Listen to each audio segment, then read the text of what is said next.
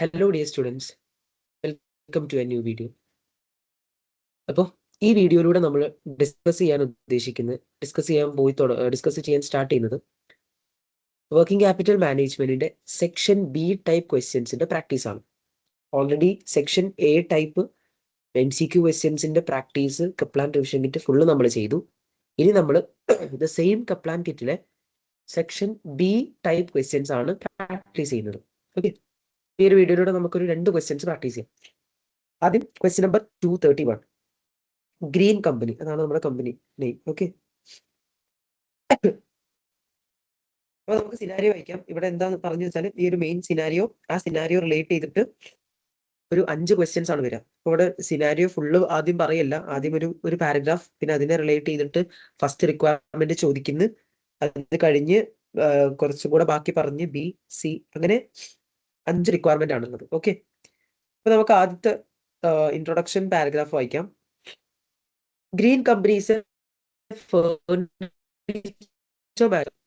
whose auditors have pointed out that its working capital position is far from satisfactory. അപ്പൊ അവരുടെ auditors പറഞ്ഞിട്ടുണ്ട് അവരുടെ working ക്യാപിറ്റലിന്റെ position എന്താണോ സാറ്റിസ്ഫാക്ടറി പൊസിഷൻ, അതിൽ നിന്ന് ഒരുപാട് മോശമായിട്ടാണ് നിൽക്കുന്നത്. ഓക്കെ, അപ്പോൾ വർക്കിംഗ് ക്യാപിറ്റൽ മാനേജ്മെന്റ് ആണ് കമ്പനിയിലുള്ളത് എന്ന് മനസ്സിലായി. The main problem is the high level of inventory. Okay, അവിടുത്തെ മെയിൻ പ്രശ്നം എന്ന് പറയുന്നത് ഇൻവെന്ററി ഹൈ ആണെന്നുള്ളതാണ്. which has led to the company building up larger bank overdraft. നല്ല ഇൻവെന്ററി ആയതുകൊണ്ട് തന്നെ, ഒരുപാട് ഇൻവെന്ററി ഹോൾഡ് ചെയ്യുന്നതുകൊണ്ട് തന്നെ അതിന് വേണ്ടിയിട്ട് ഫൈനാൻസ് ചെയ്യാൻ ഒരുപാട് ഫൈനാൻസ് ചെയ്തിട്ടുണ്ടാവില്ലേ, അങ്ങനെ ഫൈനാൻസ് ചെയ്തിട്ട് ഓവർ ഡ്രാഫ്റ്റ് ഒക്കെ നല്ല രീതിയിൽ കൂടിക്കിടക്കുവാണ്. That's the problem the company is facing currently. Managers at Green company have been to numerous public lectures discussing various type of inventory control system and technologies.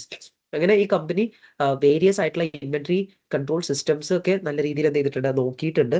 But have felt that most of them are impractical. Okay, നമ്മളും പഠിച്ചിട്ടുണ്ട് normal inventory management system like EOQ model, പിന്നെ just in time. ഇതൊക്കെ എന്താണ്, practicality നോക്കുന്ന സമയത്ത് ഒരുപാട് assumptions ഒക്കെ base ചെയ്തിട്ടുള്ളതായതുകൊണ്ട് തന്നെ പ്രാക്ടിക്കാലിറ്റി നോക്കുന്ന സമയത്ത് ഇതിന് കുറെ പ്രശ്നങ്ങൾ നമ്മൾ ഓൾറെഡി ക്ലാസ്സിൽ ഡിസ്കസ്ഡ് ആണല്ലോ. അപ്പൊ അത് തന്നെയാണ് ഇവർ പല ഇൻവെന്ററി മാനേജ്മെന്റ് സിസ്റ്റംസ് നോക്കുമ്പോഴും അത് ഇംപ്രാക്ടിക്കൽ ആയിട്ടാണ് ഇവർക്ക് ഫീൽ ചെയ്യുന്നത്. Okay, this is the companies scenario that is being discussed in as the introduction of this question. Okay, so let's discuss the requirement A. Indicate by clicking on the relevant boxes whether the following are or are not assumptions behind traditional EOQ model. So നമുക്കറിയാം EOQ എന്താണെന്ന് നമ്മൾ പഠിച്ചതാണ്. ആ EOQയിൽ ഒരുപാട് assumptions ഉണ്ട്. ആ assumptions ആണോ എന്നുള്ളതാണ് നമ്മളോട് ടിക്ക് ചെയ്യാൻ പറഞ്ഞത്. Very straight forward question. Okay, നമുക്കറിയാം EOQയിലെ അസംഷൻസ് എന്തൊക്കെയാണെന്നൊക്കെ. ഫസ്റ്റ് സ്റ്റേറ്റ്മെന്റ് പറയുന്നത് കോൺസ്റ്റന്റ് ഡിമാൻഡ് ആണെന്നാണ്. യെസ്, EOQ മോഡലിലെ ഒരു അസംഷൻ ആണത്. It is an assumption. Okay, അടുത്തത് സീറോ ലീഡ് ടൈം എന്നാണ് പറയുന്നത്. അങ്ങനെയാണോ പറയുന്നത്? ലീഡ് ടൈമിനെ കുറിച്ച് പറയുന്നത് ലീഡ് ടൈമും കോൺസ്റ്റന്റ് ആണെന്നാണ്, അല്ലാതെ സീറോ ലീഡ് ടൈം എന്നല്ല പറയുന്നത്. That is not an assumption. Okay, first question കഴിഞ്ഞു. ഇനി രണ്ടാമത്തെ question the production manager has established the following information about a major inventory item. ഒരു ഇൻവെന്ററി ഐറ്റത്തിന് റിലേറ്റ് ചെയ്തിട്ട് ഇത്രയും ഇൻഫർമേഷൻസ് പറഞ്ഞിട്ടുണ്ട്. Purchase price per unit, annual demand D, suppliers delivery cost per order, ഒരു ഓർഡറിന് വരുന്ന delivery cost CO, that is 10, chief buyers salary per year. നമ്മുടെ purchasing ഡിപ്പാർട്ട്മെന്റിൽ ബൈ ചെയ്യുന്ന ഒരാളുണ്ടായിരിക്കില്ല, അതിന്റെ ചീഫ്, അതിന്റെ ഹെഡ്, അയാളുടെ പെർ ഇയർ സാലറി എന്ന് പറയുമ്പോൾ ഫിക്സഡ്, അയാൾ അവിടെ അപ്പോയിന്റ് ചെയ്തിട്ടുണ്ടെങ്കിൽ എന്തായാലും അത് വരും. അങ്ങനത്തെ ഒരു സാലറി പറഞ്ഞിട്ടുണ്ട്. ഓക്കെ, പർച്ചേസിംഗ് ഡിപ്പാർട്ട്മെന്റിന്റെ ചീഫിന്റെ സാലറി. ഓക്കെ, നമുക്ക് നോക്കാം. ഓക്കെ, അപ്പൊ ഇത് ഒരു ഐറ്റം ആട്ടോ, about a major inventory item. നമ്മൾ ഒരുപാട് ഐറ്റംസ് പർച്ചേസ് ചെയ്യുന്നുണ്ടാവും. ആ എല്ലാ പർച്ചേസും ഹെഡ് ചെയ്യുന്ന ആരാണ്? ഈ ചീഫാണ്. അപ്പൊ ഇയാൾ ഒരിക്കലും ഈ ഒരു ഐറ്റത്തിന്റെ പർച്ചേസിന് വേണ്ടിയിട്ട് മാത്രമല്ല എന്ത് ചെയ്യുന്നത്, ഇവിടെ അയാൾ അപ്പോയിന്റഡ് ആയിട്ടുള്ളത്. നമ്മൾ നമ്മുടെ ബിസിനസ്സിലേക്ക് ഒരുപാട് ഐറ്റംസ് എന്ത് ചെയ്യുന്നുണ്ട്, വാങ്ങിക്കുന്നുണ്ട്. അങ്ങനെ വാങ്ങിക്കുന്ന ഈ ഒരു ഐറ്റത്തിന് മാത്രമല്ല എന്ത് ഈ ചീഫ് ബയർ വരുന്നത്, എല്ലാത്തിനും കൂടെയാണ്. എന്ന് മനസ്സിലാക്കാം. നമുക്ക് നോക്കാം എന്താണ് ചോദിക്കുന്നത്, അതിനനുസരിച്ച് എന്ത് ചെയ്താൽ മതി, ക്വസ്റ്റ്യനിലെ ഐറ്റംസ് എടുത്താൽ പോരെ. നമുക്ക് നോക്കാം. Total number of orders placed per year. Number of orders ആണ് പറയുന്നത്. നമ്പർ ഓഫ് ഓർഡേഴ്സ് അവിടെ ഒരു സ്റ്റാർ പറയുന്നുണ്ട്. എന്താണ്? Relate to all product lines, not just this one. അതായത് ടോട്ടൽ നമ്പർ ഓഫ് ഓർഡേഴ്സ് എന്ന് പറയുന്നത് ഈ ഒരു പ്രൊഡക്റ്റിന് വേണ്ടിയിട്ട് മാത്രമല്ല ടോട്ടൽ ഓർഡേഴ്സ് അല്ല. ഇതെന്താ, എല്ലാ പ്രൊഡക്റ്റ് ലൈനും കൂടെ റിലേറ്റ് ചെയ്തിട്ട് ഒരു വർഷം നമ്മൾ എത്ര ഓർഡേഴ്സ് വരുത്തും അല്ലെങ്കിൽ ഓർഡേഴ്സ് പ്ലേസ് ചെയ്തു എന്നാണ് നമ്പർ ഓഫ് ഓർഡേഴ്സ്. ഓക്കെ, നമുക്ക് ആവശ്യമുള്ളത് എന്താണോ ചോദിക്കുന്നത് അതിനനുസരിച്ച് നമുക്ക് ആവശ്യമുള്ള എടുത്താൽ പോരെ. ഇപ്പൊ നമ്മൾ ഇൻഫർമേഷൻസ് മനസ്സിലാക്കുന്നത് മാത്രമേ ഉള്ളൂ. Annual storage cost per unit, what is that? Is that CH? CH എന്ന് പറയുമ്പോൾ cost of holding cost completely എന്ത് ചെയ്യണം, പറയണമായിരുന്നു. Cost of holding 1 unit for 1 year എന്ന് പറയണമായിരുന്നു. ഇതെങ്ങനെയാ, 1 യൂണിറ്റ് ഫോർ 1 ഇയർ എന്ന് പറഞ്ഞിട്ടുണ്ട്. But it's just storage cost. അപ്പൊ ഇത് CH ആണ്, ബട്ട് ഇത് CHലേക്ക് ഇൻക്ലൂഡ് ചെയ്യണമെന്ന് മാത്രം. ഇത് CH ആണ്, ബട്ട് CH ഫുൾ അല്ല, CHന്റെ ഒരു ഭാഗം മാത്രം. CHലുള്ള സ്റ്റോറേജ് കോസ്റ്റ് ആണ് തന്നിട്ടുള്ളത്. CHലുള്ള സ്റ്റോറേജ് കോസ്റ്റ് ആണ് ഇത് തന്നിട്ടുള്ളത്. CH എന്ന് പറയുന്നത് അതിൽ എന്തൊക്കെയുണ്ട്? Storage cost, insurance, security, deterioration cost, finance cost, ഇതെല്ലാം കൂടെ കൂടിയിട്ടുള്ളതാണ് CH. ഓക്കെ, അപ്പോൾ പല ക്വസ്റ്റ്യനിലും CH directly holding cost for 1 year is this എന്നുള്ളത് ഡയറക്ട്ലി തരാറുണ്ട്. ബട്ട് ഇതിൽ ഡയറക്ട്ലി നമുക്ക് ആ ഒരു ഹോൾഡിംഗ് കോസ്റ്റ് തന്നിട്ടില്ല, CH തന്നിട്ടില്ല. പകരം എന്താണ്, സ്റ്റോറേജ് കോസ്റ്റ് മാത്രമാണ് പറഞ്ഞിട്ടുള്ളത്. അപ്പൊ CH ഇൻകംപ്ലീറ്റ് ആണ്. അപ്പൊ ഈ ക്വസ്റ്റ്യനിൽ നമുക്ക് ആദ്യമേ അറിയാം CH എവിടെയെങ്കിലും എടുക്കണമെങ്കിൽ CH എന്താണ്, $2 ആണെന്ന് പറഞ്ഞു. അത് ഇൻകംപ്ലീറ്റ് ആണ്. അതിന്റെ കൂടെ എന്തെങ്കിലും റെലവെന്റ് ആയിട്ട് ഇതിൽ ആഡ് ചെയ്യണമെന്നുണ്ടെങ്കിൽ ആഡ് ചെയ്യണം. അതാണ് ഇവിടെ പറയുന്നത്. കോസ്റ്റ് ഓഫ് ക്യാപിറ്റൽ 10% ആണ്. അപ്പൊ എന്താണ്, ഈ CHലേക്ക് ഇത് ഹോൾഡിംഗ് കോസ്റ്റ് അല്ലല്ലോ പറഞ്ഞത്, സ്റ്റോറേജ് കോസ്റ്റ് അല്ലേ. അപ്പൊ ആ സ്റ്റോറേജ് കോസ്റ്റിന്റെ കൂടെ നിങ്ങൾ എന്ത് ചെയ്യണം, എന്തും കൂടെ ആഡ് ചെയ്യണം. സ്റ്റോറേജ് കോസ്റ്റിന്റെ കൂടെ ഈ ഫൈനാൻസ് കോസ്റ്റ് ഉണ്ടല്ലോ അത് ആഡ് ചെയ്യണം. ഫൈനാൻസ് കോസ്റ്റ് എന്താണ്, 10% ആണ്. എന്തിന്റെ മുകളിൽ? 1 യൂണിറ്റിനല്ലേ കണ്ടുപിടിക്കുന്നത്. 1 യൂണിറ്റ് 1 വർഷം ഇവിടെ ഹോൾഡ് ചെയ്യുന്ന സമയത്ത് ആ 1 യൂണിറ്റ് നമ്മൾ എന്ത് ചെയ്യണം, വാങ്ങിച്ചിട്ട് അതിന്റെ പെർച്ചേസ് കോസ്റ്റ് ഇവിടെ ഇൻവെസ്റ്റ് ആയി കിടക്കല്ലേ. ആ പെർച്ചേസ് കോസ്റ്റ് ആയിരിക്കില്ലേ നമ്മൾ ഫൈനാൻസ് ചെയ്യുന്നത്. അപ്പൊ അതായത് ഇതിന്റെ പെർച്ചേസ് കോസ്റ്റ് ആയിട്ടുള്ള 480, അതായത് 1 യൂണിറ്റ് ഇതാണ് ഇപ്പൊ ഇൻവെന്ററി എങ്കിൽ ഇത് 1 വർഷം ഹോൾഡ് ചെയ്യാൻ വേണ്ടിയിട്ട് ഇതിന്റെ പെർച്ചേസ് കോസ്റ്റ് ആയിട്ടുള്ള 480 ഞാൻ ഫൈനാൻസ് ചെയ്തിട്ടുണ്ടായിരിക്കില്ലേ. അപ്പൊ 1 വർഷത്തേക്ക് 480 ഫൈനാൻസ് ചെയ്യുമ്പോൾ ഫൈനാൻസ് കോസ്റ്റ് എത്ര വരും? 10% ഓഫ് 480. അപ്പൊ അത് കൂട്ടുന്ന സമയത്ത് അപ്പൊ എത്ര വരും? 10% ഓഫ് 480 ഇൻറ്റു 10% പ്ലസ് 250 വരും, ഈക്വൽ ടു 50 വരും. അപ്പൊ നിങ്ങൾക്ക് ഒരു കൺഫ്യൂഷൻ ഉണ്ടാകും. നമ്മൾ സ്റ്റോറേജ് കോസ്റ്റ് എന്നൊക്കെ പറയുമ്പോൾ അല്ലെങ്കിൽ വെയർ ഹൗസ് റെന്റൽസ് കൊണ്ടുപോകുന്ന സമയത്ത് റെന്റൽസ് ഡബിൾ ചെയ്യാറില്ലേ? റെന്റൽസ് CHലേക്ക് കൊണ്ടുപോകുമ്പോൾ ഡബിൾ ചെയ്യുന്ന ഒരു കോംപ്ലിക്കേഷനെ കുറിച്ച് നമ്മൾ എന്ത് ചെയ്തിട്ടുണ്ടായിരുന്നു, നോട്ട് അല്ലെങ്കിൽ നമ്മുടെ ചാപ്റ്ററിൽ ഡിസ്കസ് ചെയ്തിട്ടുണ്ടായിരുന്നു. ആ കോംപ്ലിക്കേഷൻ ഇവിടെ യൂസ് ചെയ്യണം? ഇവിടെ അത് യൂസ് ചെയ്യണ്ട. കാരണം ഇവിടെ അത് വെയർ ഹൗസിന്റെ റെന്റൽസ് എന്ന് പറഞ്ഞാൽ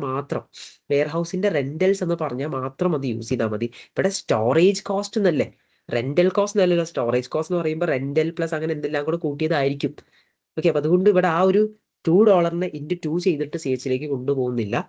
ജസ്റ്റ് എന്തേ ഉള്ളൂ, ആ സ്റ്റോറേജ് കോസ്റ്റ് അതുപോലെ എടുക്കുന്നുള്ളൂ. അപ്പൊ ഇപ്പൊ മാത്രം നിങ്ങൾ ആ ഒരു കോംപ്ലിക്കേഷന്റെ അഡ്ജസ്റ്റ്മെന്റ് യൂസ് ചെയ്താൽ മതി. റെന്റൽ കോസ്റ്റ് എന്ന് പറയുന്നുണ്ടല്ലോ, സ്പെസിഫിക്കലി റെന്റൽ കോസ്റ്റ് എന്ന് പറയുകയാണെങ്കിൽ അതിനെ ഇൻറ്റു 2 ചെയ്തിട്ട് CHലേക്ക് കൊണ്ടുപോയാൽ മതി. ഇവിടെ അത് ചെയ്യണ്ട. ഓക്കെ, CH 50 ആണ്.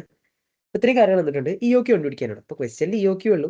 അപ്പൊ ജസ്റ്റ് നമുക്ക് എന്ത് ചെയ്താൽ മതി, √2 ഇൻറ്റു CO എത്രയാ, CO is 10 into annual demand എത്രയാ, 4000 ഡിവൈഡഡ് ബൈ CH നമ്മൾ കണ്ടുപിടിച്ചു, ദാറ്റ് ഈസ് 50.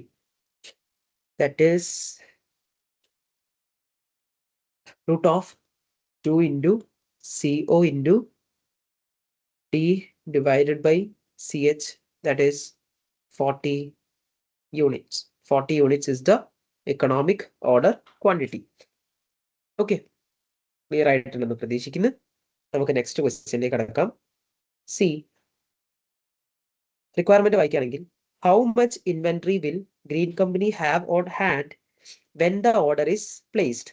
അതായത് ഓർഡർ പ്ലേസ് ചെയ്യുമ്പോൾ എത്ര ഇൻവെന്ററി അവരുടെ കയ്യിലുണ്ടാകും. ഓർഡർ പ്ലേസ് ചെയ്യുമ്പോൾ എത്ര ഇൻവെന്ററി അവിടെ കയ്യിലുണ്ടാകും. അതായത് ഇവിടെ റീ ഓർഡർ ലെവലാണ് ചോദിക്കുന്നത്. 52 വീക്സ് അസംഷനും പറഞ്ഞിട്ടുണ്ട്. Reorder level. Reorder ലെവലിന്റെ നമ്മുടെ ഇക്വേഷൻ എന്താ? നമ്മൾ നോട്ടിൽ പഠിച്ച equation maximum usage into maximum lead time. അല്ല എന്നുണ്ടെങ്കിൽ നമുക്ക് വേറൊരു ഇക്വേഷൻ ഉണ്ട്. ഓർ ഇത് ക്വസ്റ്റ്യനിൽ maximum usage and lead time maximum പറഞ്ഞിട്ടുണ്ടെങ്കിൽ, മാക്സിമം തന്നിട്ടുണ്ടെങ്കിൽ, അതായത് മിനിമം മാക്സിമത്തില് മാക്സിമം തന്നിട്ടുണ്ടെങ്കിൽ നമുക്ക് എന്ത് പറയാം? ഈ ഇക്വേഷൻ യൂസ് ചെയ്യാം. അല്ല എന്നുണ്ടെങ്കിൽ റീ ഓർഡർ ലെവലിന്റെ വേറൊരു ഇക്വേഷനും കൂടെ ഞാൻ ക്ലാസ്സിൽ ജസ്റ്റ് പറഞ്ഞിട്ടുണ്ടായിരുന്നു. അതിന്റെ ക്വസ്റ്റ്യൻസ് നമ്മൾ പ്രാക്ടീസ് ചെയ്തിട്ടില്ല. ഇത്രയേ ഉള്ളൂ. നമുക്ക് മിനിമം ഇൻവെന്ററിയുടെ ഇക്വേഷൻ അറിയില്ലേ? മിനിമം ഇൻവെന്ററിയുടെ ഇക്വേഷൻ എന്താ? Reorder level minus average usage into average lead time ആണല്ലോ. അതിന്ന് റീ ഓർഡർ ലെവൽ കണ്ടുപിടിക്കാൻ എന്താ? റീ ഓർഡർ ലെവൽ നമുക്ക് ഇങ്ങനെ പറയാം. ഈ മൈനസ് ആവറേജ് യൂസേജിന്റെ ആവറേജ് ലീഡ് ടൈമിനെ പുറത്തേക്ക് കൊണ്ടുപോയാൽ ആവറേജ് യൂസേജ് ക്വസ്റ്റ്യനിൽ എന്താണ്? ക്വസ്റ്റ്യനിൽ നിങ്ങൾക്ക് മാക്സിമം യൂസേജും മാക്സിമം ലീഡ് ടൈമും തന്നില്ല എന്നുണ്ടെങ്കിൽ, മാക്സിമം യൂസേജും മാക്സിമം ലീഡ് ടൈമും തന്നില്ല എന്നുണ്ടെങ്കിൽ പകരം average usage and average lead time ആണ് തന്നതെങ്കിൽ നിങ്ങൾക്ക് ആവറേജ് യൂസേജിന്റെ ആവറേജ് ലീഡ് ടൈം എടുക്കാം. ഓക്കെ, അപ്പൊ അതിന്റെ കൂടെ എന്തും കൂടെ വരും? മിനിമം ഇൻവെന്ററി കൂടെ വരും. അപ്പൊ മിനിമം ഇൻവെന്ററി ഉള്ള കേസ് എന്നല്ല, ഇത് ആവറേജ് യൂസേജും ആവറേജ് ലീഡ് ടൈമും തരുന്ന ക്വസ്റ്റ്യൻസ് ആണെങ്കിൽ നിങ്ങൾക്ക് റീ ഓർഡർ ലെവൽ കണ്ടുപിടിക്കാൻ ഈ ഒരു ഇക്വേഷൻ യൂസ് ചെയ്യാം. എങ്ങനെയാ? ആവറേജ് യൂസേജിന്റെ ആവറേജ് ലീഡ് ടൈം ചെയ്യാം. ഇത് മാക്സിമം യൂസേജിന്റെ മാക്സിമം ലീഡ് ടൈം തരാത്ത ക്വസ്റ്റ്യൻ ആണെങ്കിൽ ആവറേജ് യൂസേജിന്റെ ആവറേജ് ലീഡ് ടൈം ചെയ്യാം. പിന്നെ മിനിമം ഇൻവെന്ററി ഉണ്ടെങ്കിൽ അതും കൂടെ കൂട്ടണേ, ആ ഇക്വേഷനിൽ അതും കൂടെ വരും. ഓക്കെ, നോർമൽ റീ ഓർഡർ ലെവലിന്റെ ഇക്വേഷനിൽ മിനിമം ഇൻവെന്ററി വരുന്നില്ല. എന്താണ്? Maximum usage into maximum lead time, അങ്ങനെയാണ് വരുന്നത്. ഓക്കെ, അപ്പൊ ആ രീതിയിൽ നിങ്ങൾക്ക് റീ ഓർഡർ ലെവൽ കണ്ടുപിടിക്കാനും അറിയണം. അപ്പൊ അതാണ് ഇവിടെ ചോദിച്ചിട്ടുള്ളത്. How much inventory will green company have on hand when the order is placed? Order place ചെയ്യുമ്പോൾ എത്ര ഇൻവെന്ററി ഉണ്ട്? അതാണല്ലോ നമ്മുടെ റീ ഓർഡർ ലെവൽ. അപ്പൊ അതാണ് ചോദിച്ചിട്ടുള്ളത്. അപ്പൊ either we can use this equation or this equation. ഈ രണ്ട് ഇക്വേഷൻസും എന്താണ് നമുക്ക് ആപ്ലിക്കബിൾ ആണ് എന്നുള്ളത് നിങ്ങൾ ഇവിടുന്ന് മനസ്സിലാക്കണം. ഓക്കെ, അപ്പൊ നമുക്ക് ക്വസ്റ്റ്യൻ വായിക്കാം. ക്വസ്റ്റ്യൻ റിക്വയർമെന്റ് മാത്രമേ ഉള്ളൂ. ഇവിടെ എക്സ്ട്രാ കുറച്ച് കാര്യങ്ങളോട് പറഞ്ഞിട്ടുണ്ട്. Green company adopt EOQ as its order quantity. EOQ ആണ് അവരുടെ order quantity. That it takes 1 week for order to be delivered. അത് ലീഡ് ടൈം ആ പറഞ്ഞത്. എന്ത് ലീഡ് ടൈം ആണത്? മിനിമം മാക്സിമം പറഞ്ഞിട്ടുണ്ടോ? ഇല്ല, ആവറേജ് ലീഡ് ടൈം ആണത്. Green company does not wish to hold any buffer inventory. Not wish to hold any buffer inventory എന്നാ പറയുന്നത്. അപ്പൊ മിനിമം ഇൻവെന്ററി ഇല്ല. ഈ ക്വസ്റ്റ്യനിൽ മിനിമം ഇൻവെന്ററി എന്താണ്? ഇല്ലാത്ത ക്വസ്റ്റ്യൻ ആണ്. ഓക്കെ, ആവറേജ് ലീഡ് ടൈം പറഞ്ഞിട്ടുണ്ട്. ഇനി നമുക്ക് യൂസേജ് അറിയണം. ഇവിടെ ലീഡ് ടൈം പറഞ്ഞിട്ടുള്ളത് എങ്ങനെയാ? ഇവിടെ യൂസേജ് ആയിക്കോട്ടെ ലീഡ് ടൈം ആയിക്കോട്ടെ മാക്സിമം ലീഡ് ടൈം പറഞ്ഞിട്ടുണ്ടോ? ഇല്ല. അപ്പൊ ഈ ഇക്വേഷൻ അല്ല യൂസ് ചെയ്യേണ്ടത്, ഈ ഇക്വേഷൻ ആണ് യൂസ് ചെയ്യേണ്ടത്. അപ്പൊ ഇങ്ങനെയാണ് റീ ഓർഡർ ലെവൽ ഫൈൻഡ് ചെയ്യുക. Reorder level is equal to average usage. Average usage തന്നിട്ടുണ്ടോ? ഈ ആവറേജ് യൂസേജ് നമുക്ക് കണ്ടുപിടിക്കണം. ആവറേജ് ലീഡ് ടൈം തന്നിട്ടുണ്ട് എത്രയാ? 1 വീക്ക് അല്ലെ? On an average order place ചെയ്ത് ഞാൻ ഡെലിവറി ചെയ്യാൻ 1 വീക്കാണ് എടുക്കുന്നത് പറഞ്ഞിട്ടുണ്ട്. Minimum ഇൻവെന്ററിയോ? ഇല്ലതാണ്.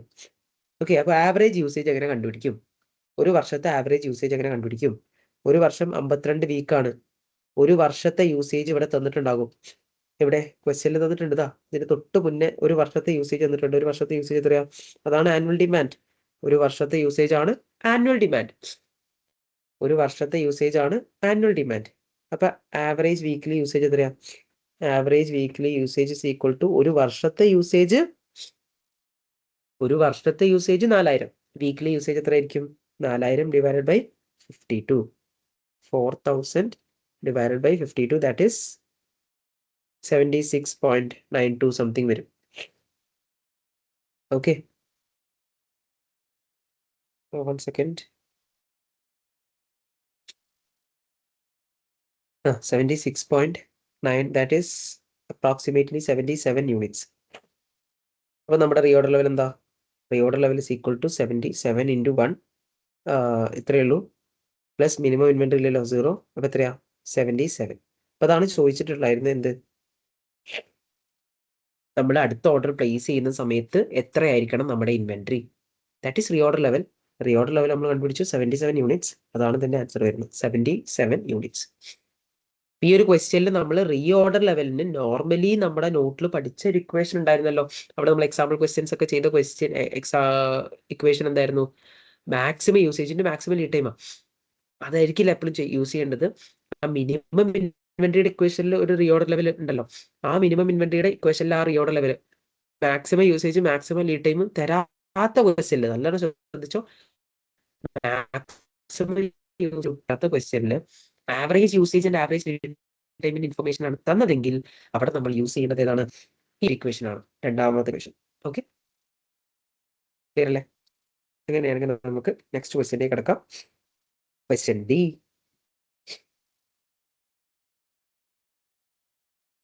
Which of the above statements are correct? The following statements refer to the different types of inventory control systems. പല ഇൻവെന്ററി കൺട്രോൾ സിസ്റ്റത്തിന് റിലേറ്റഡ് ആയിട്ടുള്ള സ്റ്റേറ്റ്മെന്റ് ആണ് ചോദിക്കുന്നത്. Okay, first one, in moving from an economic order quantity to just in time, EOQ മോഡലിൽ നിന്നും JIT മോഡലിലേക്ക് മാറുകയാണ്. Annual inventory holding cost follow ചെയ്യും. ശരിയല്ലേ? JITയിലേക്ക് മൂവ് ചെയ്ത് കഴിഞ്ഞാൽ ഇൻവെന്ററി ഹോൾഡ് ചെയ്യുന്നില്ല, അപ്പോൾ ഹോൾഡിംഗ് കോസ്റ്റ് കുറയും. പിന്നെ അടുത്ത് എന്താ? ഓർഡറിംഗ് കോസ്റ്റ് കൂടും. എന്തുകൊണ്ടാണ് ഹോൾഡിംഗ് കോസ്റ്റ് കുറയുന്നത്? നമ്മളിവിടെ ഹോൾഡ് ചെയ്യുന്നില്ല, നമുക്ക് ആവശ്യമുള്ളത് ഇങ്ങനെ ഓർഡർ ചെയ്തുകൊണ്ടിരിക്കുകയാണ്. അപ്പൊ ആവശ്യമുള്ളത് കുറച്ച് കുറച്ച് ക്വാണ്ടിറ്റിയിൽ ഓർഡർ ചെയ്യുമ്പോൾ ഓർഡറിംഗ് കോസ്റ്റ് കൂടും. ഹോൾഡിംഗ് കോസ്റ്റ് കുറയും, ഓർഡറിംഗ് കോസ്റ്റ് കൂടും എന്നാണ് പറയുന്നത്. This statement is correct. Okay, അടുത്ത് പീരിയോഡിക് റിവ്യൂ എന്ന് പറയുന്നത് ordering inventory when its fall below the designated safety inventory. നമ്മുടെ സേഫ്റ്റി ഇൻവെന്ററി അല്ലെങ്കിൽ മിനിമം ഇൻവെന്ററി അതിന്റെ താഴേക്ക് എത്തുമ്പോൾ ഓർഡർ പ്ലേസ് ചെയ്യുക എന്നുള്ളതാണ് പീരിയോഡിക് റിവ്യൂ സിസ്റ്റം എന്ന് പറയുന്നത്. ആണോ? ഇല്ല, പീരിയോഡിക് റിവ്യൂ സിസ്റ്റം ആ പേരിൽ തന്നെ ഉണ്ട്. ഒരു ഫിക്സഡ് പീരീഡ് സെറ്റ് ചെയ്യും. ആ പീരീഡ്, ആ റെഗുലർ ഇന്റർവെൽസിൽ നമ്മൾ ഇൻവെന്ററി നോക്കിയിട്ട് ആ സമയത്ത് നോക്കിയിട്ട് നമ്മുടെ ഇൻവെന്ററി റീഓർഡർ ചെയ്യാനുള്ള ലെവൽ എത്തിയോ എന്നൊക്കെ നോക്കിയിട്ട് ഓർഡർ പ്ലേസ് ചെയ്യുന്നതാണ് എന്ത്? Periodic review system. അല്ലാതെ സേഫ്റ്റി ഇൻവെന്ററി കഴിയുന്ന ഗുഡ്സിനെ ഓർഡർ ചെയ്യുക എന്ന് പറയുന്ന ഒരു സിസ്റ്റം അല്ല. ഓക്കെ, അപ്പോൾ ഏത് രണ്ടാമത്തെ സ്റ്റേറ്റ്മെന്റ് കറക്റ്റ് അല്ല. പീരിയോഡിക് റിവ്യൂ സിസ്റ്റം അതല്ല. ഇനി മൂന്നാമത്തത്, use of economic order quantity model means that holding and ordering cost would be same. ആണല്ലോ, EOQ മോഡൽ പറയുന്ന പ്രകാരം നമ്മുടെ എന്താണ്? Holding cost and ordering cost balance ചെയ്യാനാണ് നമ്മൾ നോക്കുന്നത്. അത് സെയിം ആയിരിക്കും. ഓക്കെ, അപ്പൊ EOQ അത് സെയിം ആയിരിക്കും. അപ്പോൾ ഓപ്ഷൻ ബി 1 and 3 ആണ് ആൻസർ ശരിയായിട്ട് വരുന്നത്. ഓപ്ഷൻ ബി ആണ് ആൻസർ വരുന്നത്. ഓക്കെ, ക്ലിയർ അല്ലേ? ശരി, അല്ലെങ്കിൽ നിങ്ങൾക്ക് ഓക്കെ ആണെന്ന് പ്രതീക്ഷിക്കുന്നു. ഓക്കെ, അങ്ങനെയാണെങ്കിൽ നമുക്ക് ഈ ഒരു ക്വസ്റ്റ്യന്റെ അവസാനത്തെ റിക്വയർമെന്റിലേക്ക് കടക്കാം. That is which of these claims can be justified. ഈ ഒരു സംഭവത്തിനെ റിലേറ്റ് ചെയ്തിട്ട് ഏതൊക്കെ ക്ലെയിംസ് ആണ് ജസ്റ്റിഫൈ ചെയ്യാൻ പറ്റുന്നത്? The following possible benefits have been attributable to JIT systems. ഇവിടെ താഴെ പറയുന്നത് ജസ്റ്റ് ഇൻ ടൈം സിസ്റ്റത്തിന്റെ ബെനിഫിറ്റ്സ് ആയിട്ട് പറയാണ്. ഏതൊക്കെ നമുക്ക് ബെനിഫിറ്റ്സ് ആയിട്ട് പറയാം എന്നാണ് നമ്മളോട് ചോദിക്കുന്നത്. ആദ്യം പറയുന്നത് റെഡ്യൂസ്ഡ് ഇൻവെന്ററി ലെവൽസ്. യെസ്, നമുക്കത് പറയാൻ പറ്റും. റെഡ്യൂസ്ഡ് ഇൻവെന്ററി ലെവൽസ് എന്നുള്ളത് നമുക്കൊരു ബെനിഫിറ്റ് ആയിട്ട് പറയാൻ പറ്റും. ലെസ് വേസ്റ്റ് പറയാം. നമ്മൾ ഇൻവെന്ററി ഇവിടെ ഹോൾഡ് ചെയ്ത് ചെയ്യുന്നില്ലല്ലോ. നമ്മൾ ഹൈ ക്വാളിറ്റി റോ മെറ്റീരിയൽ ആണ് ഇവിടെ കൊണ്ടുവന്ന് യൂസ് ചെയ്യുന്നത്. അപ്പൊ അതുകൊണ്ട് തന്നെ ക്വാളിറ്റി കൂടുതലായതുകൊണ്ട് പോവില്ല. പ്രൊഡക്ഷനിൽ എന്താണ്? വേസ്റ്റ് കുറവാണ്. ആൻഡ് ഓൾസോ ഇൻവെന്ററി ഹോൾഡ് ചെയ്യാത്തത് കൊണ്ട് തന്നെ അതിലും ഒബ്സലിസൻസ് വരില്ല. മൊത്തത്തിൽ പറയുകയാണെങ്കിൽ വേസ്റ്റ് എന്താണ്? കുറയും. അത് നമുക്ക് ബെനിഫിറ്റ് ആയിട്ട് പറയാം. റെഡ്യൂസ്ഡ് പ്രൊഡക്ഷൻ ടൈം, അത് നമ്മൾ ഓൾറെഡി പറഞ്ഞിട്ടുള്ളതാണ്. JIT എന്ന് പറയുമ്പോൾ അവരുടെ പ്രൊഡക്ഷൻ ഭയങ്കര ഫാസ്റ്റ് ആയിരിക്കും. ഓക്കെ, അപ്പോൾ റെഡ്യൂസ്ഡ് പ്രൊഡക്ഷൻ ടൈം ഓക്കെയാണ്. ഇംപ്രൂവ്ഡ് ക്വാളിറ്റി ഓഫ് ഔട്ട്പുട്ട്, അതും ഓക്കെയാണ് അല്ലേ? നമ്മൾ അത്ര ഹൈ ക്വാളിറ്റി സാധനമാണ് റോ മെറ്റീരിയൽസ് ആണ് കൊണ്ടുവരിക. എന്നിട്ട് നമ്മൾ എപ്പോഴും എന്താണ്? നമ്മുടെ പ്രൊഡക്റ്റ് ക്വാളിറ്റി കുറയുന്നത് ആവരുത് എന്നുള്ളത് സൂക്ഷിച്ചിട്ട് വേണം നമ്മൾ എന്ത് ചെയ്യാൻ? പ്രൊഡക്ഷൻ ചെയ്യാൻ വേണ്ടിയിട്ട്. അപ്പൊ അത്രയും സൂക്ഷിച്ച്, അപ്പൊ അത്രയും ക്ലിയർ ആയിട്ട് ഭയങ്കര ക്വാളിറ്റി സ്റ്റാൻഡേർഡ്സിലായിരിക്കും നമ്മുടെ പ്രൊഡക്ഷൻ ഒക്കെ നടന്നു പോകുന്നത്. കാരണം നമ്മൾ ആവശ്യത്തിനനുസരിച്ചേ ഉണ്ടാക്കുന്നുള്ളൂ. അപ്പൊ അതൊരിക്കലും ക്വാളിറ്റി മോശമായിട്ട് റിജക്റ്റ് ആയിട്ട് ഒഴിവാക്കുന്ന ഒരു സിറ്റുവേഷൻ ആണെന്നുണ്ടെങ്കിൽ എന്തായിരിക്കും? നമുക്ക് ആ ഒരു ഡിമാൻഡ് മീറ്റ് ചെയ്യാൻ വേണ്ടി പറ്റുന്നുണ്ടാവില്ല. അപ്പൊ അത്രയും സ്ട്രിക്റ്റ് ക്വാളിറ്റി കൺട്രോൾ ഉണ്ടായിരിക്കണം എവിടെ? JIT എൻവയോൺമെന്റിൽ എന്നുള്ളത് ഇമ്പോർട്ടന്റ് ആയിട്ടുള്ള ഒരു കാര്യമാണ്. അത് അതിന്റെ ഒരു ബെനിഫിറ്റ് ആണ്. JIT എൻവിയോൺമെന്റിൽ ക്വാളിറ്റി അത്രയും നമ്മൾ ഫോക്കസ്ഡ് ആണ്, നോക്കുന്നുണ്ട്, ശ്രദ്ധിക്കുന്നുണ്ട്. ഓക്കെ, അപ്പൊ ഇതിൽ എല്ലാം ശരിയാണ്. So the answer is option D, അതാണ് വരുന്നത്. ഓക്കെ, ഇതാണ് നമ്മുടെ ഫസ്റ്റ് MTQ ക്വസ്റ്റ്യൻ വരുന്നത്, ക്വസ്റ്റ്യൻ നമ്പർ 231. ഓക്കെ, ഇത് ക്ലിയർ ആയിട്ടുണ്ടാവുമെന്ന് പ്രതീക്ഷിക്കുന്നു. എന്തെങ്കിലും കൺഫ്യൂഷൻ ഉണ്ടെന്നുണ്ടെങ്കിൽ നിങ്ങൾക്ക് ഒന്ന് ബാക്കിലേക്ക് സേക്ക് ചെയ്തിട്ട് ഇത് വീണ്ടും വാച്ച് ചെയ്യാൻ പറ്റും. Okay, clear. നമുക്ക് നെക്സ്റ്റ് ക്വസ്റ്റ്യനിലേക്ക് കടക്കാം. Hall company is a retail organisation that buys goods from abroad for cash. എബ്രോഡിൽ നിന്ന് ഗുഡ്സ് വാങ്ങിച്ചിട്ട്, അത് ക്യാഷിന് വാങ്ങിച്ചിട്ട് sells them locally to both individuals and businesses. ആ ക്വസ്റ്റ്യൻ ഒക്കെ നമ്മൾ പ്രോപ്പർ ആയിട്ട് വായിക്കണേ. എന്താണ് കമ്പനി ചെയ്യുന്നത് എന്നുള്ളത് പ്രോപ്പർ ആയിട്ട് നമ്മൾ വായിച്ച് മനസ്സിലാക്കണം. ദാറ്റ് മീൻസ് ഹോൾ കമ്പനി എബ്രോഡിൽ നിന്ന് സാധനം വാങ്ങിച്ച് ക്യാഷിനാണ് വാങ്ങിക്കുന്നത്, സപ്ലൈസിൽ നിന്ന് ക്യാഷിനാണ് വാങ്ങിക്കുന്നത്. എന്നിട്ട് ഇവിടെ നമ്മുടെ നാട്ടിൽ വിൽക്കുകയാണ്. അത് ഇൻഡിവിജ്വൽസിനും വിൽക്കുന്നുണ്ട്, ബിസിനസ്സിനും വിൽക്കുന്നുണ്ട്. നമ്മുടെ കസ്റ്റമേഴ്സ് ആരൊക്കെയുണ്ട്? നമ്മുടെ കസ്റ്റമേഴ്സ് നോക്കുന്ന സമയത്ത് നോർമൽ ഇൻഡിവിജ്വൽ കസ്റ്റമേഴ്സും ഉണ്ട്, ബിസിനസ് കസ്റ്റമേഴ്സും ഉണ്ട്, രണ്ട് കസ്റ്റമേഴ്സ് ഉണ്ട്. ഓക്കെ, അവർക്ക് നല്ല ഗ്രോത്ത് ഉണ്ടായിരുന്നു, റാപ്പിഡ്ലി നല്ല ഗ്രോത്ത് ഉണ്ടായിട്ടുണ്ട്. 2001 ഫോർമേഷൻ തൊട്ടിട്ട് ഇവിടെ 2001 മുതൽ 2005 വരെ എത്തിയിട്ടുണ്ട്. 2004 കഴിഞ്ഞ് 2005 കടക്കുകയാണ്. അപ്പൊ അത്രയും നല്ല ഗ്രോത്ത് ഉണ്ടായിട്ടുണ്ട്, റവന്യൂലായാലും എല്ലാത്തിലും നല്ല ഗ്രോത്ത് ഉണ്ടായിട്ടുണ്ട്. ഓക്കെ, ഗ്രോയിങ് കമ്പനിയാണ്. അപ്പൊ അങ്ങനെ നമുക്കൊരു എന്താണ് ഈ കമ്പനിയുടെ ഒരു ഇൻകം സ്റ്റേറ്റ്മെന്റ് തന്നിട്ടുണ്ട്. പ്രോഫിറ്റ് SOPയിൽ തന്നിട്ടുണ്ട്. Sales, cost of sales, gross profit, administration cost, operating profit. Okay, ഇനി ഫസ്റ്റ് ഇയറിൽ, നമ്മുടെ ആദ്യത്തെ വർഷം ഉണ്ടല്ലോ 2001, ഫസ്റ്റ് ഇയറിൽ എല്ലാ സെയിൽസും ക്യാഷ് ബേസിസ് ആയിരുന്നു. പിന്നെ ഫസ്റ്റ് ഇയർ കഴിഞ്ഞപ്പോഴാണ് നമ്മൾ ക്രെഡിറ്റ് സെയിൽസ് ഇൻട്രൊഡ്യൂസ് ചെയ്തത്. ഫസ്റ്റ് ഇയർ കഴിഞ്ഞ് സെക്കൻഡ് ഇയർ ഓൺവേർഡ്സ് ആണ് നമ്മൾ ക്രെഡിറ്റ് സെയിൽസ് ഇൻട്രൊഡ്യൂസ് ചെയ്തത്. However whole company has now found that, credit sales introduce ചെയ്തു. അങ്ങനെ ക്രെഡിറ്റ് സെയിൽസ് 2002, 3, 4 അങ്ങനെ 3 വർഷം നമ്മൾ ക്രെഡിറ്റ് സെയിൽസ് റൺ ചെയ്തിട്ടുണ്ട്. എന്നിട്ട് ഇപ്പൊ ഇൻട്രൊഡ്യൂസ് ചെയ്തിട്ടുണ്ട്. എന്താണ് ഇപ്പൊ ഫൗണ്ട് ചെയ്തിട്ടുള്ളത്? Now found that working capital position എന്ന് പറയുന്നത് ഭയങ്കര മോശം അവസ്ഥയിലാണ്, ഡിറ്റീരിയറേറ്റഡ് ആണ്. അതായത് എന്താ പ്രശ്നം എന്ന് വെച്ചാൽ, എന്താണ് ഇവിടുത്തെ പ്രശ്നം അറിയോ? വർക്കിംഗ് ക്യാപിറ്റൽ മാനേജ്മെന്റ് അല്ലെങ്കിൽ വർക്കിംഗ് ക്യാപിറ്റലിന്റെ പൊസിഷൻ വളരെ മോശമാണ്. എന്തുകൊണ്ടാണെന്ന് അറിയോ? ആ റീസൺ ആണ് ഇവിടെ പറയുന്നത്. Business customers take longer and longer to pay. ആരാണ് പ്രശ്നക്കാരൻ? രണ്ട് ടൈപ്പ് ഓഫ് കസ്റ്റമേഴ്സ് ഉണ്ട്. നോർമൽ ഇൻഡിവിജ്വൽ കസ്റ്റമേഴ്സ് ഉണ്ട്, ബിസിനസ് കസ്റ്റമേഴ്സ് ഉണ്ട്. അതിലെ ബിസിനസ് കസ്റ്റമേഴ്സ് ഇല്ലേ, അവരാണ് നല്ല ലേറ്റ് ആവുന്നത്. പേയ്മെന്റ് തരാൻ വേണ്ടിയിട്ട് നല്ലോണം ലേറ്റ് ആവുന്നത് ബിസിനസ് കസ്റ്റമേഴ്സ് ആണ്. അപ്പൊ ബിസിനസ് കസ്റ്റമേഴ്സിന്റെ കേസിലാണ് അവരെന്താവുന്നത്, അവർക്ക് കൊടുത്ത ക്രെഡിറ്റ് ഉണ്ടല്ലോ, അവർക്ക് കൊടുത്ത ക്രെഡിറ്റിൽ നമുക്ക് റിസീവബിൾസ് കളക്ട് ചെയ്യാൻ കുറച്ചധികം സമയം എടുക്കുന്നുണ്ട്. അത് കാരണമാണ് നമുക്ക് എന്ത് വർക്കിംഗ് ക്യാപിറ്റൽ പൊസിഷൻ വീക്ക് ആയിട്ടുള്ളത്. അപ്പൊ നമ്മുടെ പ്രശ്നം മനസ്സിലായോ? ഹാൾ കമ്പനി ഫേസ് ചെയ്യുന്ന പ്രശ്നം ബിസിനസ് കസ്റ്റമേഴ്സിന് കൊടുത്ത സെയിൽസ് കിട്ടാൻ പണിയാണ്, ക്രെഡിറ്റ് സെയിൽസ് കളക്ട് ചെയ്യാൻ ബുദ്ധിമുട്ടാണ്. ഇവിടെ നോർമൽ ഇൻഡിവിജ്വൽ കസ്റ്റമേഴ്സിന്റെ ക്രെഡിറ്റ് സെയിൽസിനെ കുറിച്ച് പറയുന്നില്ല. അതെന്തായിരിക്കും? ചിലപ്പോൾ ക്യാഷ് സെയിൽ ആയിരിക്കും. നോക്കാം നമുക്ക്, എനിക്ക് അതിനെ കുറിച്ചൊന്നും പറഞ്ഞിട്ടില്ല ഇതുവരെ. When making decisions to that affect the company's ഫൈനാൻസിനെ എഫക്ട് ചെയ്യുന്ന ഡിസിഷൻ എടുക്കുമ്പോൾ ഡിസ്കൗണ്ട് റേറ്റ് ആയിട്ട് 10 ആണ് യൂസ് ചെയ്യാറ്. അത് തന്നെയാണ് കോസ്റ്റ് ഓഫ് ക്യാപിറ്റൽ. അപ്പൊ നമ്മൾ റേസ് ചെയ്യുന്ന ഫൈനാൻസ് കോസ്റ്റ് എന്താണ്? ഫൈനാൻസ് കോസ്റ്റ് 10% ആയിരിക്കും. ക്രെഡിറ്റ് സെയിൽസ് എന്ന് പറയുന്നത് ബിസിനസ് സെയിൽസ് ആണ്. അതായത് business sales completely credit sales ആണ്. അപ്പൊ എന്തായിരിക്കും? ബിസിനസ് സെയിൽസ് ക്രെഡിറ്റ് ആണ്. അപ്പൊ ഇൻഡിവിജ്വൽസിന് കൊടുക്കുന്ന സെയിൽസോ? ഇൻഡിവിജ്വൽസിന്റെ സെയിൽസ് എന്ന് പറയുന്നത് ക്യാഷ് സെയിൽ ആയിരിക്കും. അപ്പൊ നമ്മുടെ ടോട്ടൽ സെയിൽസ് ഇല്ലേ, നമ്മുടെ ടോട്ടൽ സെയിൽസ് ആണ് ഇവിടെ തന്നിട്ടുള്ളത്. സെയിൽസിലെ ടോട്ടൽ സെയിൽസ് ആണ് തന്നിട്ടുള്ളത്. അപ്പൊ ഈ ടോട്ടൽ സെയിൽസിലൊക്കെ എന്തുണ്ടായിരിക്കും? ഈ ടോട്ടൽ സെയിൽസിലൊക്കെ ക്യാഷ് സെയിൽ, ക്രെഡിറ്റ് സെയിൽ ഉണ്ടായിരിക്കും. ആ ക്രെഡിറ്റ് സെയിൽ എന്ന് പറഞ്ഞാൽ ആർക്ക് കൊടുക്കുന്ന സെയിലാ? ബിസിനസ് കസ്റ്റമേഴ്സിന് സെൽ ചെയ്യുന്നതാണ് ക്രെഡിറ്റ് സെയിൽ വരുന്നത്. ഓക്കെ, അടുത്ത് നമുക്ക് ആദ്യത്തെ റിക്വയർമെന്റ് പറയാം. Indicate by clicking in the relevant boxes whether the following would influence or would not influence Hall Company's credit policy. നമ്മുടെ ഹാൾ കമ്പനിയുടെ ക്രെഡിറ്റ് പോളിസി ഇല്ലേ, റിസീവബിൾസിന്റെ ക്രെഡിറ്റ് പോളിസി, ക്രെഡിറ്റ് ടേംസ് പറയുന്നു, credit rating കൊടുക്കുന്നു, അങ്ങനത്തെ കുറെ ക്രെഡിറ്റ് പോളിസി അല്ലെങ്കിൽ credit control ഫംഗ്ഷനിൽ കമ്പനിയുടെ ക്രെഡിറ്റ് പോളിസി ഒരുപാടുണ്ടായിരിക്കും. ഒരുപാട് കാര്യങ്ങൾ അതിൽ പറയുന്നുണ്ട്. അതിൽ പറയുന്ന കാര്യങ്ങളാണോ അല്ലെങ്കിൽ അതിനെ ഇൻഫ്ലുവൻസ് ചെയ്യുന്ന കാര്യങ്ങളാണോ അല്ലയോ എന്നുള്ളതാണ് നമ്മോട് പറയാൻ പറഞ്ഞത്. കോമ്പറ്റിറ്ററിന്റെ ടേംസ്, കോമ്പറ്റിറ്റർ എങ്ങനെ ക്രെഡിറ്റ് കൊടുക്കുന്നു എന്നുള്ളത് നമ്മുടെ ക്രെഡിറ്റ് പോളിസിനെ എഫക്ട് ചെയ്യുന്ന കാര്യമാണോ? Yes or no? Yes, it is effecting. എന്താണ്? കോമ്പറ്റീറ്റർ എന്ത് ക്രെഡിറ്റ് ആണോ അല്ലെങ്കിൽ എന്ത് ടേംസ് ആണോ ക്രെഡിറ്റ് ആയിട്ട് അല്ലെങ്കിൽ ക്രെഡിറ്റ് പോളിസി ആയിട്ട് കസ്റ്റമേഴ്സിന് കൊടുക്കുന്നത്, അത് നമ്മൾ നോക്കണം. അതിനനുസരിച്ച് നമ്മുടെ ക്രെഡിറ്റ് പോളിസിനെ ഇൻഫ്ലുവൻസ് ചെയ്യും.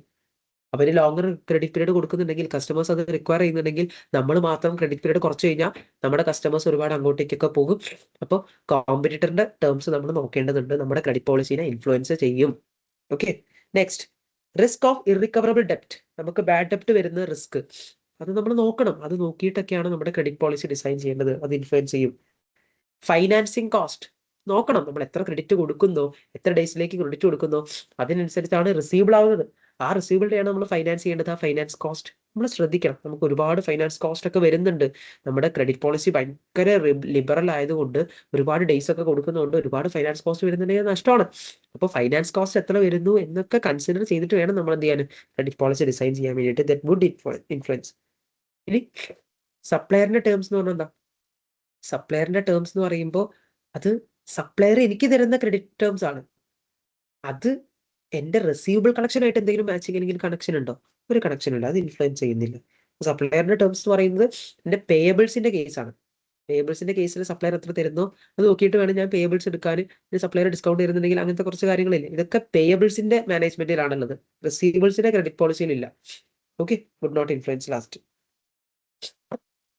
ഇതാണ് ഫസ്റ്റ് റിക്വയർമെന്റ് വരുന്നത്. ഓക്കെ, ഫസ്റ്റ് ക്വസ്റ്റ്യൻ നമ്മൾ ചെയ്തു. ഇനി moving to the second question. Requirement ചോദിക്കുന്നത് what is the annual cost of financing receivables.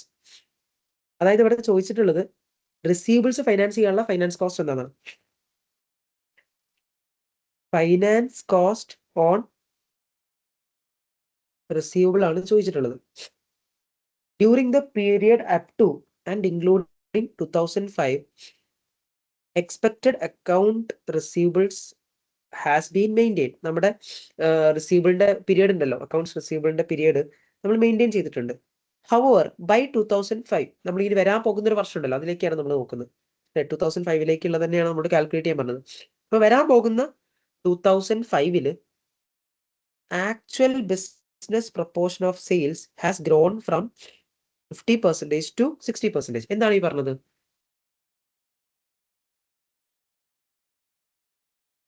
2005 business proportion of sales 50% നിന്നും 60% എത്തിയിട്ടുണ്ട്. ദാറ്റ് മീൻസ് നമ്മുടെ ടോട്ടൽ സെയിൽസിൽ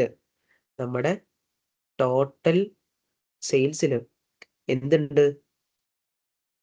ബിസിനസിന്റെ സെയിൽസും ഉണ്ട്, നോർമൽ ഇൻഡിവിജ്വൽസിന്റെ സെയിൽസും ഉണ്ട്.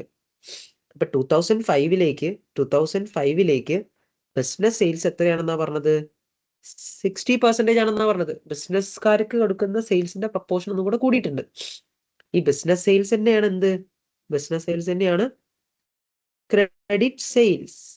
ഇപ്പൊ ടോട്ടൽ സെയിൽസിലെ ക്രെഡിറ്റ് സെയിൽസ് നമുക്ക് കണ്ടുപിടിക്കാൻ പറ്റും ബൈ യൂസിങ് ദിസ്, എന്ത്, ഈ ഒരു 60% വെച്ചിട്ട്. ബാക്കി ക്യാഷ് സെയിലിന്റെ ആവശ്യം നമുക്കിപ്പോ ഇവിടെ ഇല്ല, നമുക്ക് നോക്കാം. നമ്മുടെ റിസീവബിൾസിന്റെ മുകളിൽ ഫൈനാൻസ് കോസ്റ്റ് അല്ലേ, അപ്പൊ നമുക്ക് റിസീവബിൾസ് കണ്ടുപിടിക്കണം. ഇനി അടുത്തത് ഈ പറഞ്ഞെന്താ, credit periods are as follows. നമുക്ക് നമ്മൾ ക്രെഡിറ്റ് പീരിയഡ് കൊടുക്കുന്ന എങ്ങനെയാണ്, അല്ലെങ്കിൽ എങ്ങനെയാണ് നമുക്ക് റിസീവബിൾസ് കളക്ട് ആവുന്നതിനെ കുറിച്ചാണ്. 40% customers take 1 month credit. 40% customers 1 month, ബാക്കി 40% ആൾക്കാർ 2 month, ഒരു 20% ആൾക്കാർ 3 month. അപ്പൊ റിസീവബിളിന്റെ കളക്ഷൻ പീരീഡ് ഒന്നല്ല, റിസീവബിളിന്റെ കളക്ഷൻ പീരീഡ് 3 എണ്ണമായിട്ട് പറയുന്നുണ്ട്. 40% കസ്റ്റമേഴ്സ് 1 month, വേറെ 40% കസ്റ്റമേഴ്സ് 2 month ക്രെഡിറ്റ് എടുക്കും, പിന്നെ 20% കസ്റ്റമേഴ്സ് 3 month ക്രെഡിറ്റ് എടുക്കും. അങ്ങനെയാണ് വരുന്നത്. ഓക്കെ, അപ്പൊ എങ്ങനെയാണ് ഫൈനാൻസ് കോസ്റ്റ് ആൻഡ് റിസീവബിൾസ് നമ്മൾ നമ്മുടെ നോർമൽ സെക്ഷൻസിലൊക്കെ വർക്കിംഗ് നോട്ട് ഉണ്ടല്ലോ, എങ്ങനെയാ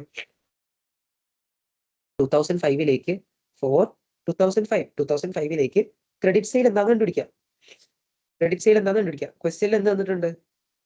ക്വസ്റ്റ്യനിൽ നമുക്ക് ടോട്ടൽ സെയിൽസ് തന്നിട്ടുണ്ട്. 2005 ടോട്ടൽ സെയിൽസ് എത്രയാണ്? 2005 ടോട്ടൽ സെയിൽസ് വരുന്നത് 1600 ആണ്. ഓക്കെ, 1600 ആണ്. ഒക്കെ തൗസൻഡ്സിലാണ്. 1600 ആണ്. അതിലെ ക്രെഡിറ്റ് സെയിൽസ് എത്രയാ? അതാണ് നമുക്ക് പറഞ്ഞിട്ടുള്ളത് ബിസിനസ് സെയിൽസ് 60% ആണെന്ന്. ബിസിനസ് സെയിൽസ് 60% ആണ്, അത് തന്നെയാണ് ക്രെഡിറ്റ് സെയിൽസും. അപ്പോൾ 1600 ടോട്ടൽ സെയിലിന്റെ 60% കണ്ടുപിടിക്കുക. അപ്പൊ എത്ര വരും? Total സെയിൽസിന്റെ 60%, that is 960. 960 ആണ് ക്രെഡിറ്റ് സെയിൽസ്. 960 ആണ് ക്രെഡിറ്റ് സെയിൽസ് വരുന്നത്. ഓക്കെ. ഇനി receivable days, average receivable period, average receivable period എത്രയാണ്? ഇവിടെ 2005ലേക്കുള്ള റിസീവബിൾ കളക്ഷൻ പീരിയഡ് പറയുന്ന സമയത്ത് ഒരൊറ്റ പീരിയഡ് ആണോ പറയുന്നത്? അല്ല, 3 പീരിയഡ് പറയുന്നുണ്ട്. എങ്ങനെയൊക്കെയാ? 1 മന്തിൽ തരുന്ന ആൾക്കാരുണ്ട്, 2 മന്തിൽ തരുന്ന കുറച്ച് ആൾക്കാരുണ്ട്, 3 മന്തിൽ തരുന്ന കുറച്ച് ആൾക്കാരുണ്ട്.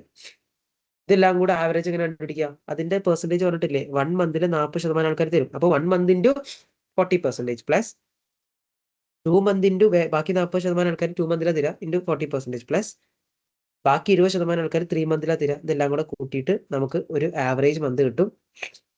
1 into 40% plus 2 into 40% plus 3 into 20%. എത്രയാ? 1.8 മന്ത്സ്. 1.8 മന്ത്സ് ആണ് നമ്മുടെ ആവറേജ് റിസീവബിൾ പീരീഡ് വരുന്നത്. ക്രെഡിറ്റ് സെയിൽസും കിട്ടി, ആവറേജ് റിസീവബിൾ പീരീഡും കിട്ടി. അപ്പൊ നമുക്ക് എന്ത് കിട്ടും? ആവറേജ് റിസീവബിൾ കണ്ടുപിടിക്കാൻ പറ്റും. ആവറേജ് റിസീവബിളിന്റെ എമൗണ്ട് കണ്ടുപിടിക്കാൻ വേണ്ടി പറ്റും. എങ്ങനെ കണ്ടുപിടിക്കുക? Credit sales into receivable period divide by total period. Total ഒരു വർഷത്തെ പീരീഡ് എത്രയാ? അങ്ങനെ ചെയ്യുന്ന സമയത്ത് 960 ഇൻറ്റു 1.8 ഡിവൈഡഡ് ബൈ എത്ര വരും? 144 വരും. 144 ആണ് റിസീവബിൾ. അതാണോ ചോദിച്ചത്? നമ്മളോട് എന്താ ചോദിച്ചത്? റിസീവബിൾ അല്ല ചോദിച്ചത്. റിസീവബിളിന്റെ മുകളിൽ ഫൈനാൻസ് കോസ്റ്റ് എത്ര വരുന്നതാണ്. റിസീവബിളിന്റെ മുകളിൽ എത്ര ഫൈനാൻസ് കോസ്റ്റ് വരിക? Finance cost on receivable to 144 ആണ് റിസീവബിൾ. ആ 144ന്റെ മുകളിൽ 10% ആണല്ലോ നമ്മുടെ cost of capital, finance cost വരുന്നത്. അപ്പൊ അത് വരുമ്പോൾ 14.4 വരും. അത് തൗസൻഡ്സിലാണ്. അപ്പോൾ 14,400 അല്ലെ? തൗസൻഡ്സിലേക്ക് ആക്കുന്ന സമയത്ത് 14,400. ഫൈനാൻസ് കോസ്റ്റ് ഓൺ റിസീവബിൾ എത്രയാണ്? 14,400. That's the answer here. Okay. 2005 credit sales 60% of total sales. ആ ക്രെഡിറ്റ് സെയിൽസ് വെച്ചിട്ട് ആവറേജ് റിസീവബിൾ പീരീഡ് കണ്ടുപിടിച്ചു. 1 മന്തിന്റെ പ്രപ്പോർഷൻ, 2 മന്തിന്റെ പ്രപ്പോർഷൻ, 3 മന്തിന്റെ പ്രപ്പോർഷൻ എടുത്തിട്ട് പല കസ്റ്റമേഴ്സും പല രീതിയിലായതുകൊണ്ടാണ് കേട്ടോ ഇതിന്റെ ആവറേജ് എടുത്ത്. ആവറേജ് റിസീവബിൾ പീരീഡ് വെച്ചിട്ട് നമ്മൾ എന്ത് ചെയ്തു? എന്ത് കണ്ടുപിടിച്ചു? ആവറേജ് റിസീവബിൾ കണ്ടുപിടിച്ചു. ആ ആവറേജ് റിസീവബിളിന്റെ കോസ്റ്റ് ഓഫ് ക്യാപിറ്റൽ 10% ആണ് ഫൈനാൻസ് കോസ്റ്റ് വരുന്നത്. ഓക്കെ. അപ്പൊ so the answer answer for this is 14,400. 14,400. Okay. ഇനി അടുത്ത് സി പറയുന്നത്, if whole company were to offer customers 1.5% discount. കസ്റ്റമേഴ്സിന് ഒരു ഏർലി സെറ്റിൽമെന്റ് ഡിസ്കൗണ്ട് കൊടുക്കുകയാണ്. എപ്പോ? Payment within 1 month. 1 മന്തിൽ കൊടുക്കുകയാണെങ്കിൽ 1.5% ഡിസ്കൗണ്ട് കൊടുക്കുകയാണ്. അതിന്റെ ആനുവൽ കോസ്റ്റ് എന്താണെന്നാണ്. അത് ആനുവൽ പെർസെന്റേജ് ആക്കി മാറ്റണം. ഡിസ്കൗണ്ടിന് നമ്മൾ EAR ആക്കി മാറ്റാറില്ലേ? ഡിസ്കൗണ്ടിന് നമ്മൾ എഫക്റ്റീവ് ആനുവൽ കോസ്റ്റ് ആക്കി മാറ്റാറില്ലേ? അതാക്കി മാറ്റണം. ഹു കറന്റ് ടേക്സ് 2 മന്ത്സ് എടുക്കുന്നു. കറന്റ് അവർ 2 മന്ത്സ് എടുക്കുന്നതും 3 മന്ത്സ് എടുക്കുന്നതും 2 മന്ത്സ് റിസീവബിളിന്റെ സ്റ്റാൻഡേർഡ് പ്രകാരം 2 മന്ത്സ് റിസീവബിൾ കൊടുക്കുന്ന കേസിൽ 1 മന്തിൽ തരുന്ന ആൾക്കാരുണ്ടല്ലോ, ആ സമയത്തുള്ള ആനുവൽ ഫൈനാൻസ് കോസ്റ്റും സ്റ്റാൻഡേർഡ് 3 മന്ത്സ് റിസീവബിൾ ആണെങ്കിലുള്ള ഈ ഒരു ഏർലി സെറ്റിൽമെന്റ് ഡിസ്കൗണ്ടിന്റെ ആനുവൽ കോസ്റ്റ് ഓഫ് ഡിസ്കൗണ്ടും. ഇത്രയുള്ള 2 കേസാണുള്ളത്. ഒന്നാമത്തെ കേസിൽ 2 മന്ത് ആണ് സ്റ്റാൻഡേർഡ് ക്രെഡിറ്റ് പീരീഡ്. നമ്മൾ ഏർലി സെറ്റിൽമെന്റ് ഡിസ്കൗണ്ട് ഓഫർ ചെയ്യുന്നതോ 1 മന്തിൽ തരുന്ന ടൈമിൽ. ഇതാണ് ഫസ്റ്റ് കേസ്. രണ്ടാമത്തെ കേസ് സ്റ്റാൻഡേർഡ് ക്രെഡിറ്റ് പീരീഡ് എത്രയാ? Standard credit period 3 months. അവിടെ ഞാൻ എന്ത് ചെയ്യുന്നു? 1 മന്തിൽ തരുന്ന ആൾക്കാർക്ക് ഏർലി സെറ്റിൽമെന്റ് ഡിസ്കൗണ്ട് കൊടുക്കുന്നു. നമ്മൾ എന്താ നോക്കുക? എത്ര പീരീഡ് മുന്നെയാണ് പൈസ കിട്ടിയെന്നല്ലേ? ഫസ്റ്റ് കേസിൽ എത്ര മുന്നെയാണ് പൈസ കിട്ടിയത്? 1 മാസം മുന്നെയാണ് പൈസ കിട്ടുന്നത്. രണ്ടാമത്തെ കേസിലോ 2 മന്ത്സ് മുന്നെയാണ് പൈസ കിട്ടുന്നത്. ഈ 2 കേസിലും നമ്മളോട് എന്ത് കണ്ടുപിടിക്കാൻ പറഞ്ഞു? ആനുവൽ കോസ്റ്റ് ഓഫ് ഡിസ്കൗണ്ടിന്റെ ആനുവൽ കോസ്റ്റ് കണ്ടുപിടിക്കാൻ വേണ്ടി പറഞ്ഞു. അപ്പോൾ ആദ്യത്തെ കേസിൽ കണ്ടുപിടിക്കുകയാണെങ്കിലോ, ആദ്യത്തെ കേസിൽ നമ്മൾ കണ്ടുപിടിക്കുകയാണെങ്കിൽ ആദ്യത്തെ കേസിൽ ഇത്രയേ ഉള്ളൂ, 1.5% അല്ലേ ഡിസ്കൗണ്ട്, 1.5% ഡിസ്കൗണ്ട്, ഇത്രയേ ഉള്ളൂ. 1 + 1.5 ഡിവൈഡഡ് ബൈ ബാക്കി കിട്ടുന്നത് 98.5. 1 + 1.5 divided by 98.5 raise to months ആണ്. എത്ര മന്ത്സ് മുന്നേ കിട്ടുന്നത്? 1 മന്ത് മുന്നേ. അപ്പോൾ അത് എത്ര മാസം ഉണ്ട്? 12/1. ഡേയ്സ് അല്ലല്ലോ, ഡേയ്സ് ആണെങ്കിലാണ് 365 ഡിവൈഡ് ബൈ എത്ര മാസം മുന്നേ എന്നുള്ളത് കിട്ടുക, എത്ര ദിവസം മുന്നേ എന്നുള്ളത് എടുക്കേണ്ടത്. ഇവിടെ ഒരു മാസം മുന്നെയാണ് പൈസ കിട്ടുന്നത്. അപ്പോൾ 12/1 - 1. ഓക്കെ, അതാണ് ഇവിടുത്തെ ആൻസർ വരിക. ഇവിടുത്തെ ആൻസർ വരുന്നതോ, ഇവിടുത്തെ ആൻസർ വരുന്നത് 1 + same 1.5 divided by 98.5 raise to 12 ഇവിടെ എത്ര മാസം മുന്നേ? ഈ രണ്ടാമത്തെ സ്കീം ആണെങ്കിൽ 3 മന്ത് സ്റ്റാൻഡേർഡ് റിസീവബിൾ കൊടുത്തിട്ട് ഈ ഒരു ഏർലി സെറ്റിൽമെന്റ് ഡിസ്കൗണ്ട് ഇൻട്രൊഡ്യൂസ് ചെയ്യുകയാണെങ്കിൽ 2 മന്ത്സ് ഏർലിയർ പൈസ കിട്ടുന്നുണ്ട്. 2 മന്ത്സ് ഏർലിയർ പൈസ കിട്ടുന്നുണ്ട്. Divide by 2 - 1. ആൻസർ എത്രയാണ് നോക്കണം. ഓക്കെ, ഫസ്റ്റ് കേസിൽ നമ്മൾ ചെയ്യുന്നു equal to 1 + bracket 1.5 divide by 98.5 bracket close, വീണ്ടും ബ്രാക്കറ്റ് ക്ലോസ്, റേസ് ടു 12/1 - 1. ആദ്യത്തെ കേസിൽ എത്രയാ? ഫസ്റ്റ് കേസിൽ 19.89%. ആദ്യത്തെ കേസിൽ 19.89%. സെക്കൻഡ് കേസിൽ ഫിഗേഴ്സ് ഒക്കെ സെയിം ആണ്, ഈ 1 മാറ്റിയിട്ട് 2 ആക്കുന്നേ ഉള്ളൂ. എത്രയാ? Answer is 9.49%. അപ്പൊ ആദ്യത്തെ കേസിൽ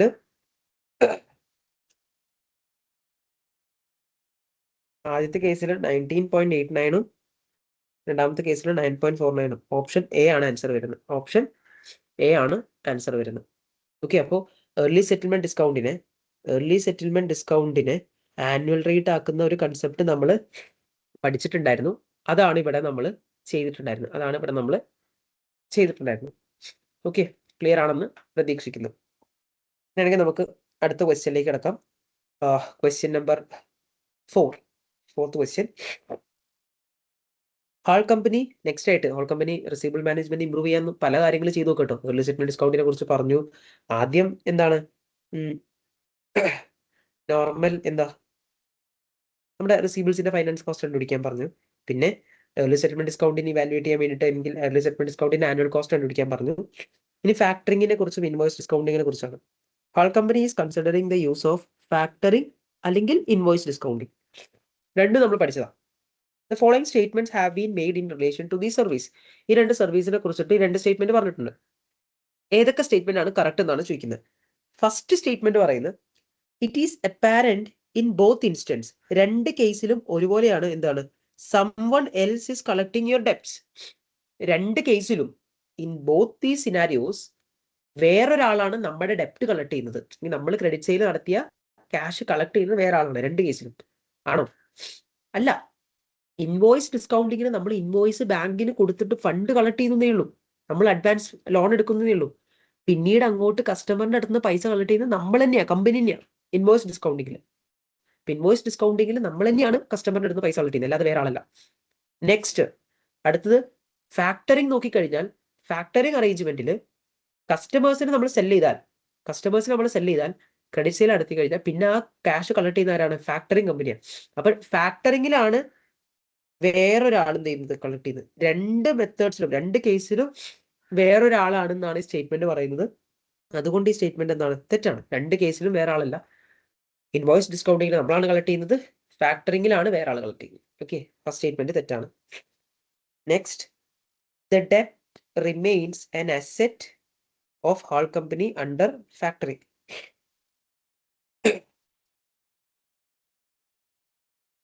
ഓക്കെ, അടുത്തത്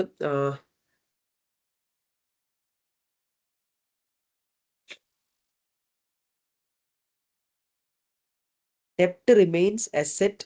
ഇത് നോക്കാം നമുക്ക്. ഫാക്ടറിങ്ങില് ഈ ഡെപ്റ്റ്, നമ്മുടെ റിസീവബിൾസ് ഒക്കെ കമ്പനിയുടെ അസെറ്റ് ആയിട്ട് തന്നെ നിൽക്കുന്നത്. അങ്ങനെയാണോ?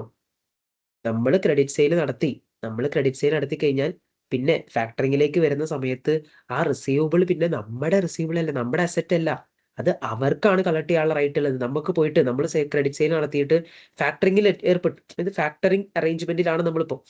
അങ്ങനെ നമ്മൾ ക്രെഡിറ്റ് സെയിൽ നടത്തി കഴിഞ്ഞാൽ പിന്നെ കസ്റ്റമറിന്റെ അടുത്ത് പോയിട്ട് പൈസ വേണമെന്ന് പറഞ്ഞിട്ട് കസ്റ്റമറിന്റെ അടുത്ത് നിന്ന് നമുക്ക് ഡയറക്ട്ലി പൈസ കളക്ട് ചെയ്യാൻ പറ്റില്ല. അതൊക്കെ നമ്മൾ എന്താ, ആ റിസീവബിൾസ് ഒക്കെ നമ്മൾ അവർക്ക് സെല് ചെയ്യണം, അവരാണ് കളക്ട് ചെയ്യുന്നത്, അതിന് അവർക്ക് ഫീ കൊടുക്കുന്നു.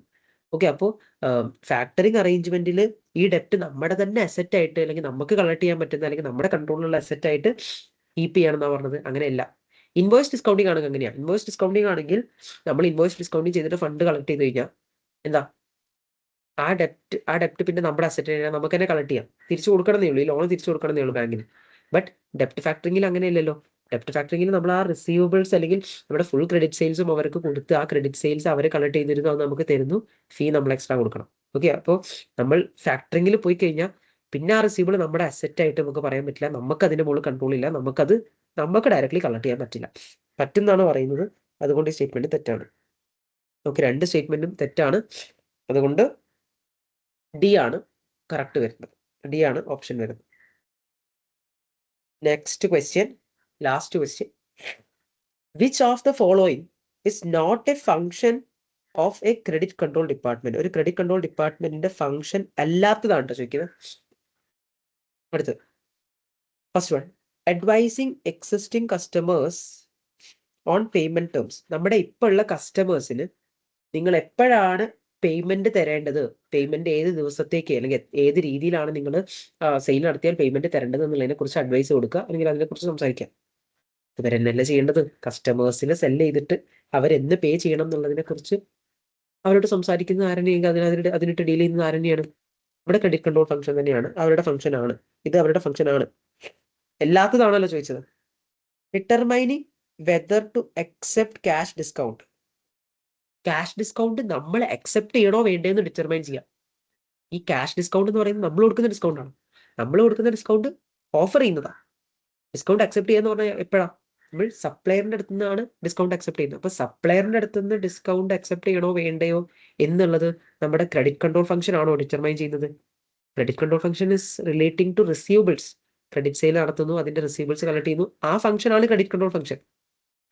ഇത് നേരെ മാറി, സപ്ലയർ അടുത്തുനിന്ന് ഡിസ്കൗണ്ട് അക്സെപ്റ്റ് ചെയ്യണോ വേണ്ടയോ എന്നുള്ളത് ഈ ക്രെഡിറ്റ് കൺട്രോൾ ഫംഗ്ഷൻ അല്ല, അവരുടെ ഫംഗ്ഷൻ അല്ല. ആ ക്രെഡിറ്റ് കൺട്രോൾ ഫംഗ്ഷൻ തീരുമാനിക്കേണ്ട അല്ലെങ്കിൽ അവർ ചെയ്യേണ്ട കാര്യമല്ല.